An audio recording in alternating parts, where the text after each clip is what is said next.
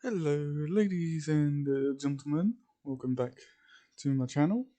This is going to be a new What If, but I'll give you not a hint. Well, as you can tell, if you've ever watched Lord of the Rings, it's one of the gates of Moria, and this is how it will go. In the land of a remnant, there used to be legends of a man and a woman. The woman now goes by the name of Salem. They used to be a good couple. Well, until Salem turned evil, that is. But there was also a legend of another man, one encased within a crystal, in a bygone era long before even the gods decided to lay waste to the land during their own battles.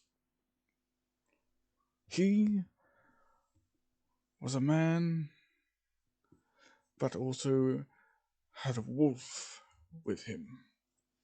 A wolf that could tear apart any enemy it came across. With a great deal of difficulty, depending on which kind of enemy, but hey, details. But paired up with that one man, the wolf and the stranger, as everybody knows to call him, became killing machines on whatever field of battle they are on. But every 100 years or so, creatures would possess hundreds upon thousands of people. And these two would rise from their crystal and destroy these creatures of the night. But when the gods first walked on the earth, the light and dark, they destroyed the cycle of perpetual death and torment. And deep within a forgotten crypt that was made for the great warrior and his pet wolf, 4 individuals walk in, thinking that they are not going to find anything but myths and legends. They continue to walk, all of them chatting to themselves, looking at the descriptions and diagrams on the walls, and even on the pillars inside as they continue walking. They go deeper from the entranceway, so deep that the light behind them looks like a small flashlight. As one of them says, "I don't think we should be here. The darkness is a good place for Grim to lurk." As one of them just says, "Oh, quit being a baby. If there were any Grim here, they would have jumped out at us by now." Hey guys, look.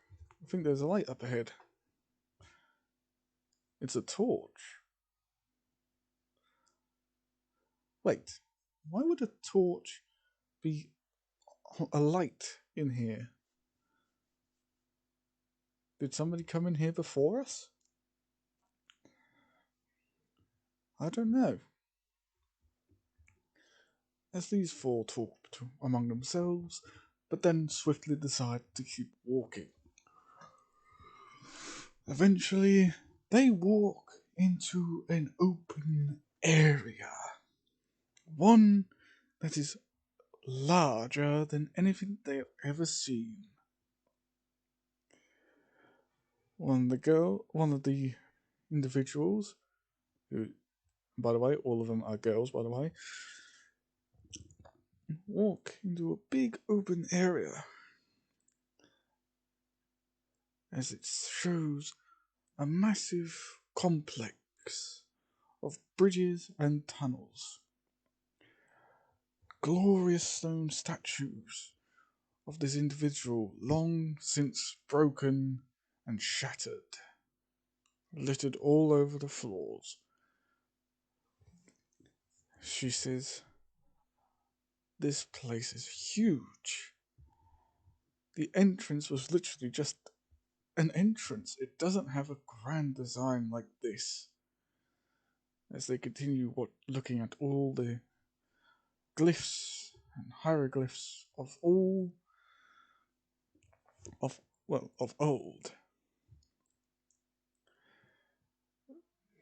till one of them reads it out loud. "This is a burial ground for the greatest slayer among us. For every 100 years, creatures of the night would rise and kill and possess. We rose to face them. We became known as the first hunters, the first dead hunters to rise from their crypts to fight to secure humanity, its freedom. But then the world ended, and we..."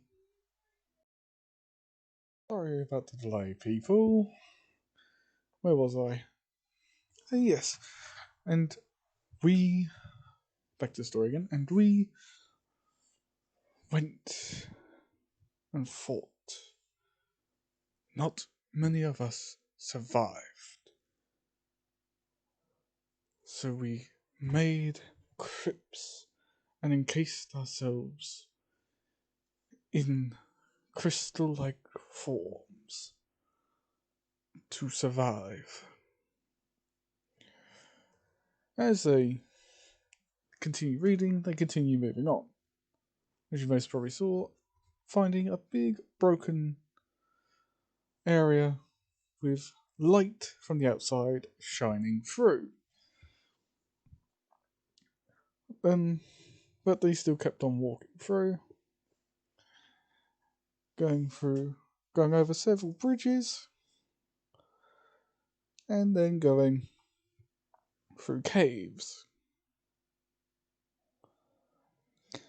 Then one of them finds a sword, or what looks like a sword, which turns out just to be a bone.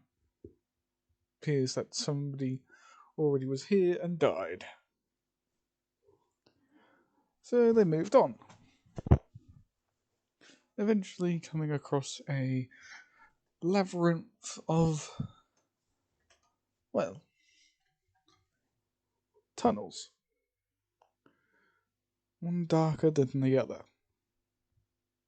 So all four of them decide to go down one tunnel, which they happen to wander upon a hilt of a blade. As one of them picks it up, as it shows the head of a wolf on it. And, well, one of them just says, "That is one weird sword hilt." Honestly, we read all of the descriptions, and it said nothing about sword. So nothing about the swords that they used to kill these so-called monsters of the night. So let's see says about swords, if there is any words about swords. As they move on, they hear a great neck sound of a beast. A large beast, in fact. So they quickly get on guard as a beowulf, I think they're called, jumps out at them. One of them, who was holding the sword, cuts the thing in two, straight down the middle, from head to tail, as it slides across the floor in two pieces. One of them pats the other on the back, saying her name. Well done. Well done. I'm going to say this. Sue. That was one hell of a cut. As they move on after hearing more Beowulfs. I can't say their names correctly. As they run into what looks like a tomb with a crystal in the middle. But the crystal's very foggy and they can't really see who it is apart from 4 glowing places. What look like eyes on one side and a mouth, and just a fiery abyss next to both the eyes and the mouth.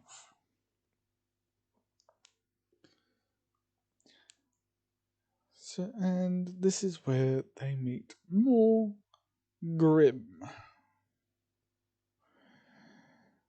As Sue says, we can't escape. It appears all the Grim are coming through the tunnel we just walked down, so we're trapped in here.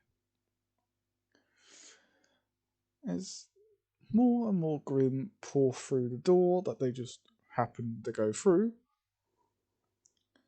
they find out that, just on another look, only a few would dare enter the tomb that they were in, as they hear cracking sounds. Then a huge, monstrous Grim's roar could be heard,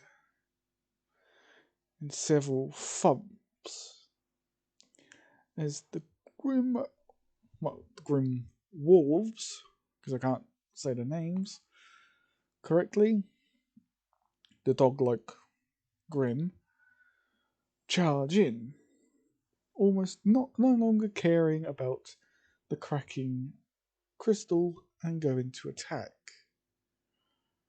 As all 4 girls start fighting.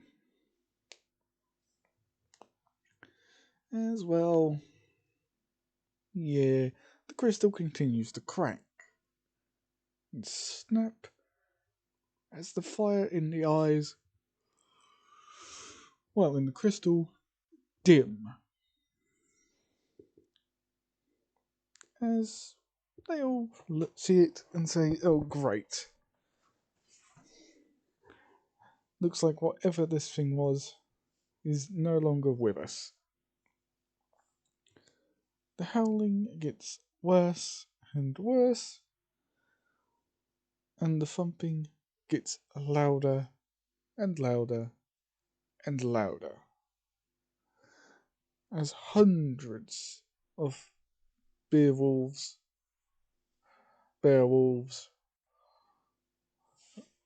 funnel into the tombs. Now, all of these girls are running out of energy. Their semblances aren't, 100%. They're like down to 5% on each. And one of them's just a virtual radar, which is Sue, unfortunately. As she says, there are dozens of Grim out there, and one massive Grim is quite literally walking towards us. It's literally down the tunnel still, and it's going very slow. I think it's too big to fit down this narrow corridor. As well, two Grim jump her and actually pin her to the floor.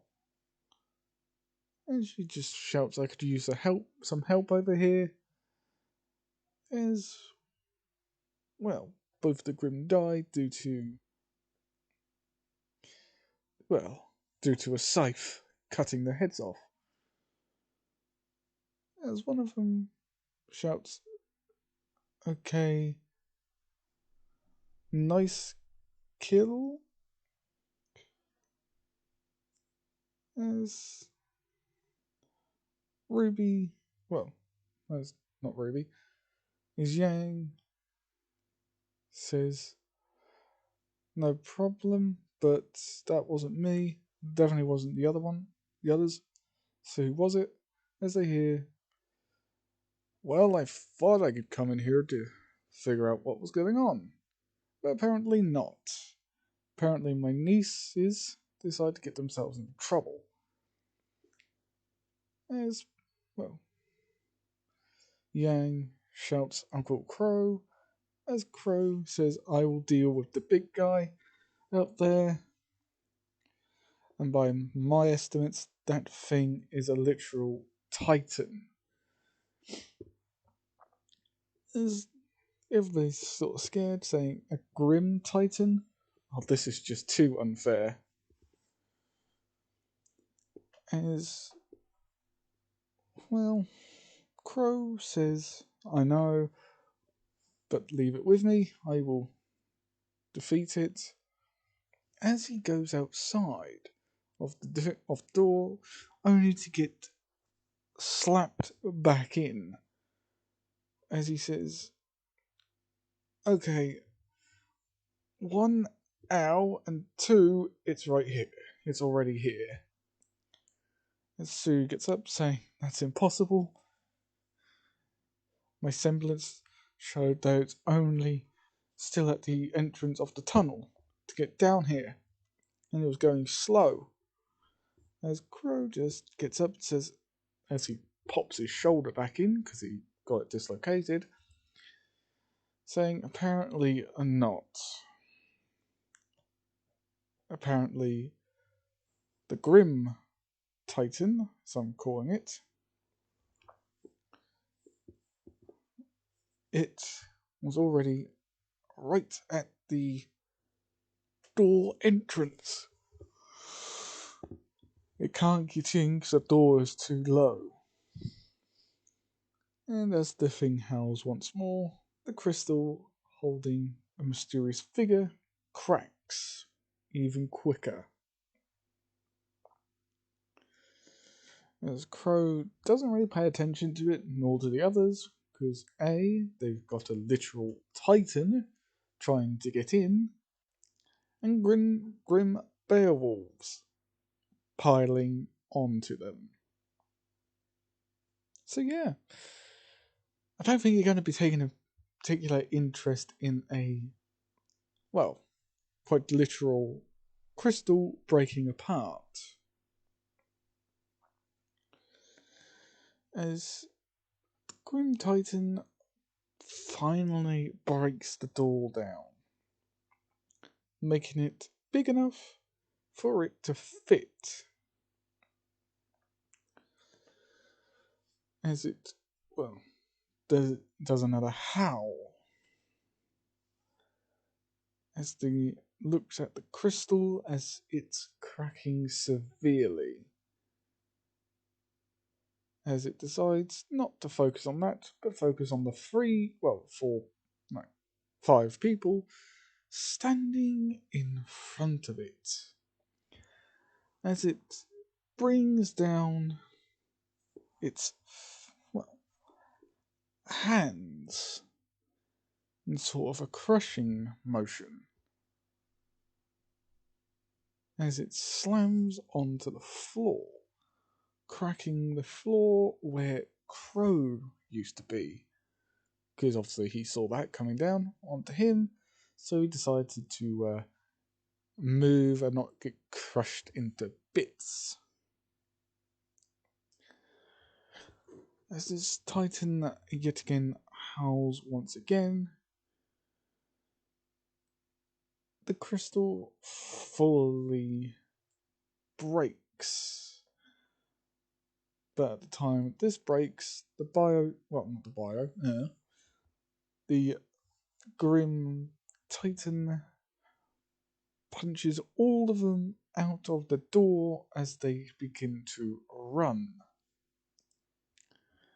And the Bio Titan doesn't pursue them because it feels a presence, something that even it is terrified of. As the Titan turns around, the Grim Beowulfs and all that do not pursue Crow and Yang and the others, as they have a bigger problem. The thing that just cracked out of its crystal-like shell is standing there. Well, it's sort of lying there on the floor with a wolf that's actually already on its feet and is growling to high hell as it sort of grows in size. As a sword appears in its mouth. Well, sword hilt arrives in its mouth. Well, appears in its mouth, sorry. As the Grim all charge at this giant wolf, as this wolf just swings its head to the left, as it decimates 15 Grim with one swing, then turns the sword the other way, then goes to the right, killing less, aka it kills 3, as more Beowulfs pile onto this giant wolf. After a few hours, Crow, Yang, and the rest manage to get outside, only to be met with more Grim. But going back to the giant wolf,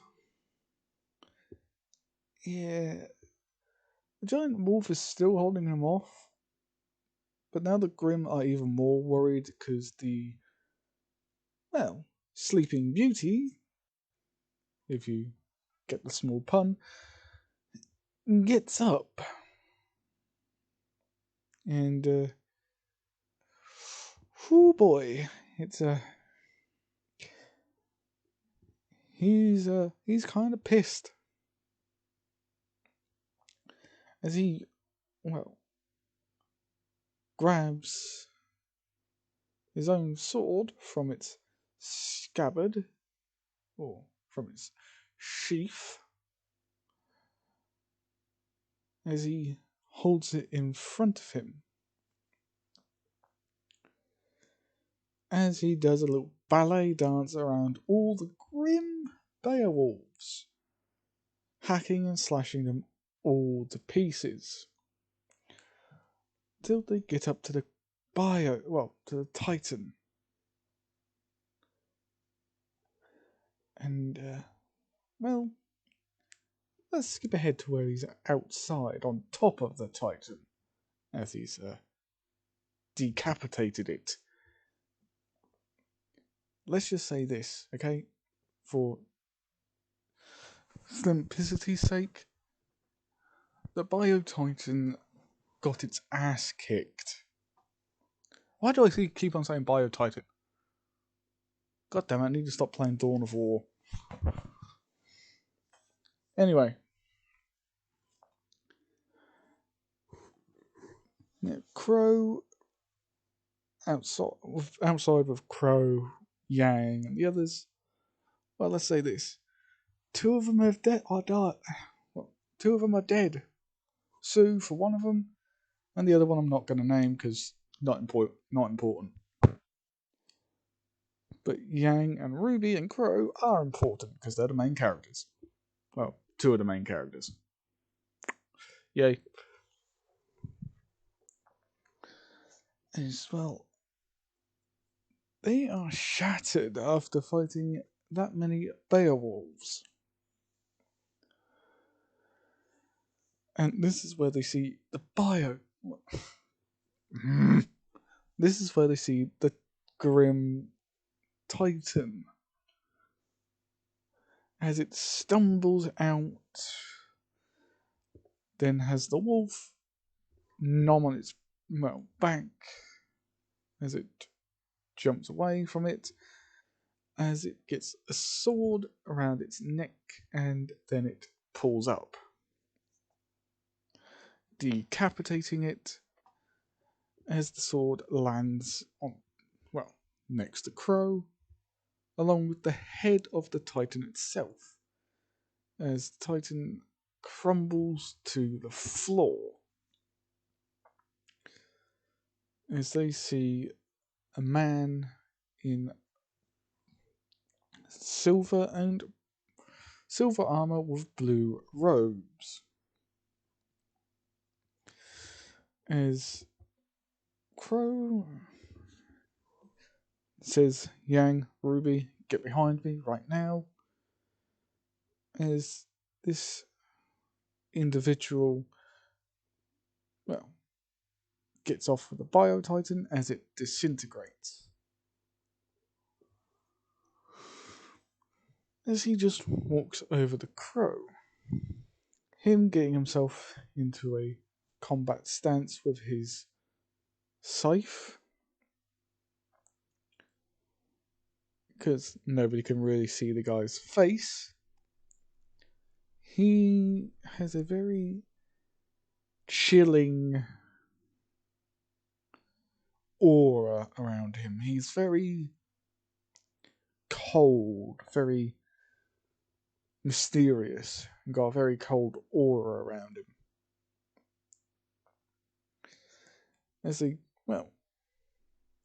look at the wolf as it's covered in cuts that are actual cuts that are bleeding, and bite marks, claw marks, and all of the above. As this person just walks over, grabbing his sword, and then walks over to one of the girls and picks up the sword with the fox head on it. He simply slides it through a